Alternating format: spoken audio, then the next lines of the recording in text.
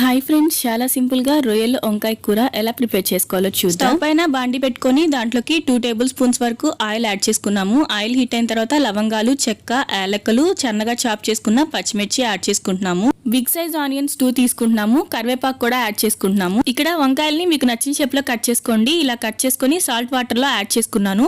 Onions మగ్గడానికి సరిపడినంత salt add చేసుకుంటున్నాము. Stone salt, పసుపు 1 టేబుల్ స్పూన్ యాడ్ చేసుకుని కొంచెం వాటర్ యాడ్ చేసుకుని ఉడికించి పెట్టుకున్నాం రొయ్యల్ని. ఆనియన్స్ అనేవి లైట్ గా కలర్ చేంజ్ అయ్యాక అల్లం వెల్లుల్లి పేస్ట్ 1 టేబుల్ స్పూన్ యాడ్ చేసుకుంటున్నాము.